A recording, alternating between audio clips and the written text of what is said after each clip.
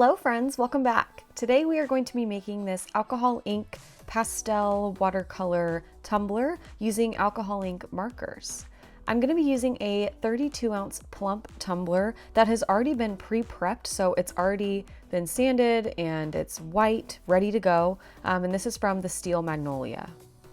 I really like using pre-prepped tumblers for designs like this, especially because with this you want to start with a white base, and this prevents any like spray paint blotches or anything that's uneven. You're already starting with a completely perfect and smooth base. So I'm going to take my cup and just put a little cup arm in there to help me hold and navigate as I'm using my alcohol ink markers.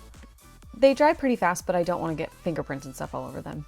I got these markers off of Amazon. I will put the link in the description box. They were pretty inexpensive and they're really great quality. I really like them. There are a ton of colors and it comes with these really cool little swatch sheets so you can see what each color looks like on paper. Of course, translating that color to a tumbler, not everything is going to be as vivid, but you can at least get an idea of what colors will go well together. Along with the markers, I'm going to be using 91% alcohol. I just got this at Rite Aid, and I'm going to pour a teeny bit into this little paint palette. You can use a plastic bowl or whatever you have on hand. And I'm going to use cotton pads to kind of dilute the color. So I've got a stack of those as well. And now for the fun. We're going to take one of our markers, it doesn't matter what color, and we're just going to start kind of drawing on the cup. What we're going to do with this technique is place the color down and then dip one of those cotton pads into the alcohol and just kind of dilute the color all over the cup. And as we start to add more colors, we'll start to blend them together and it'll give this really cool watercolor effect. So I've got my blue line all the way down the entire length of the cup, and I dipped my cotton pad in the alcohol. And as you can see, I put a lot of alcohol on that cotton swab, so the more you put on your cotton pad or your cotton ball, whatever you're using, the more color will be taken away. So when I first started, I had put a little bit too much and it kind of took away some of the color, if you can see here. But as I went on, I put less and less alcohol onto the pad and just kind of blotted the color out as is, which gave a more vibrant finish. Also, as I went along, I realized very quickly that the alcohol ink dries super fast. So by the time I got to that bottom part of the tumbler where I had placed that blue line, it was already dry. So I ended up, as I went on, using shorter bursts of color and blending those out kind of in big chunks versus doing a long line from top to bottom of the cup. But if your ink dries too quickly, you can just do what I did, take your marker and just add a little bit more color and it will blend out just fine. So here's what we've got after our first line is down. It's pretty faint, but we are gonna layer it so it will get more vibrant. Now that I've got my kind of base line down, I'm gonna take a different color. I'm taking this lavender and I'm just putting a stripe of this purple on each side of the blue. And I'm gonna take the other end of my cotton pad and just dip into that alcohol like a teensy bit and just blend those together. The colors I chose are really light. I did choose kind of pastel colors right off the bat. So I did do a lot of layering. As I went around the cup, I just kind of piled the colors on top of each other and kept blending them out. And I ended up with a pretty solid color base. But if you want this technique to have way more vibrant colors, I would choose markers or alcohol inks, whatever you're going to use, that are vibrant to begin with, because you are going to dilute them with the alcohol and some of that color is going to go away. So this is a good example of what happens when you put too much alcohol on your cotton pad. I'll zoom you guys in a second so you can see better, but basically I had too much alcohol on my cotton pad, and as I dabbed that color out, it just kind of disappeared. But that's one thing that is so great about these alcohol markers. You can just take your marker again and put some more color right down over that alcohol and blend it out all over again. And you can do that as much as you want. Because these dry so fast, you can really work and layer pretty quickly. So I'm just gonna continue going around the cup, picking up a new color every once in a while. I'm gonna end up using all 7 of the ones I have picked out. And like I said before, it really does not matter what order you pick or what colors you place next to each other. They're all gonna blend really well. I really liked this pink and then I used a kind of teal turquoise color that ended up blending out so beautifully. So I added a lot of that because I really liked how vibrant it was. But yeah, I'm just going to continue doing this all over the cup, and we'll move on to the next step.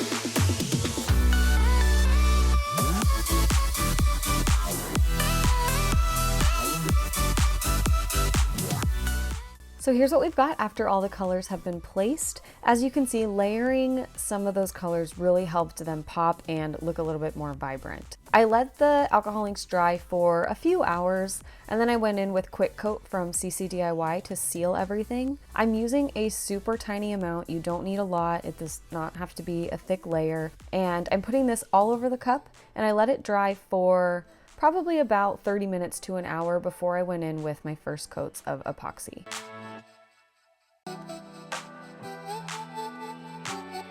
For my first coat of epoxy, I'm using just about 20 milliliters, and it's really hard to see on camera, but I did add just a dash of Brite from Peachy Olive Glitters to give this a little bit more sparkle. You know your girl has to put glitter on it, so here's one I did.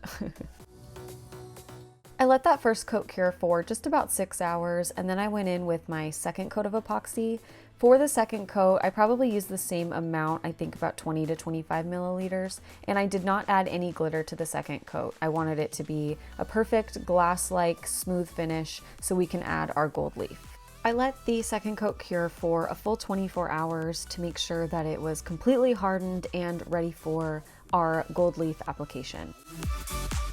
I'm using just a regular glue stick from like Walmart. It's just regular Elmer's school glue, and I got this thing of gold leaf on Amazon in a pack of 3. It came with rose gold and silver, so I will link that below in the description box as well.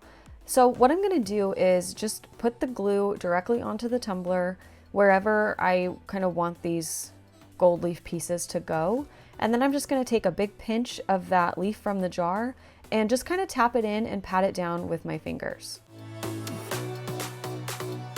I didn't really have a specific plan or pattern in mind when I was placing the gold leaf. I did want a little hint of like a marble effect, but other than that, I just kind of placed them wherever, however, didn't have any kind of plan or pattern in mind before I went in and just started putting them down.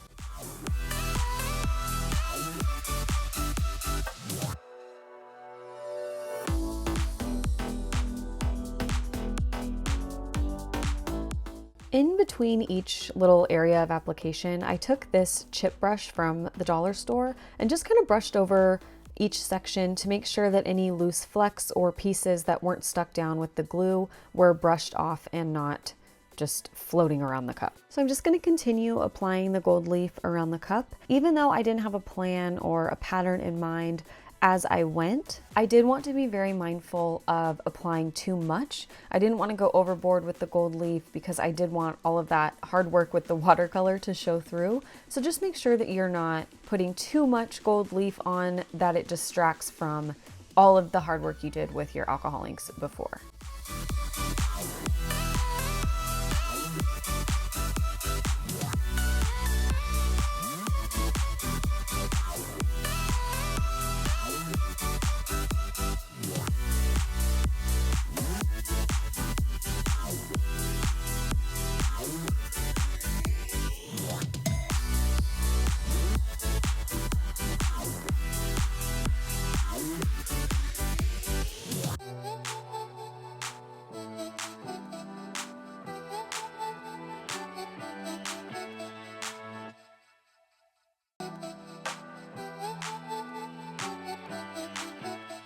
Once I've got everything placed, I'm gonna run over it with my chip brush one more time, and then I'm just gonna take my bare finger and rub over those spots of the gold leaf just to kind of break them up a little bit and give a little bit of dimension and lighten them up. Some of the spots were really thick, but I wanted them to look kind of like that spot on the bottom that had a little bit of spacing and just kind of was broken up a little bit. So I wanted to do that to all of them. And once I was done with that, I ended up actually taking a old dish rag with some rubbing alcohol on it, and I went over those spots again, and this technique really helped break up that gold leaf and made it a little bit more kind of delicate looking versus these thick, harsh gold stripes of color. So I'm just spraying my rubbing alcohol from a spray bottle directly onto my washcloth. I did not spray the alcohol onto the tumbler directly, although I'm sure if you wanted to do it that way, it would be fine. Doing this technique also helped clean up all those spots in between all of the gold leaf. It helped clean off any glue residue that might have still been on the tumbler or pick up any little flecks of gold that might not have been kicked off by the chip brush. I'm going over this really gently. I'm not pushing super hard as I'm rubbing the gold leaf. I just want to kind of break it up a little bit. Of course, the more pressure you apply, the more gold leaf you're going to remove. I let the glue and gold leaf dry for a full 24 hours before I went in with my final coats of epoxy. I did not seal this. I didn't use clear spray paint or quick coat or anything like that. I just went straight into my final coats of epoxy. I did 2 final coats of about 25 to 30 milliliters each, and after that we were all done. I am considering maybe going back and adding my own name to this and making this my cup because I just love how it turned out so much, and hopefully you do too. I hope this design and this technique both inspire you to create something that you love. If you liked this video, please don't forget to give it a thumbs up, and we would love it if you would subscribe to our channel for more videos like this. We come out with new videos every Friday. Thank you so much for watching, and we'll see you in the next one. Bye!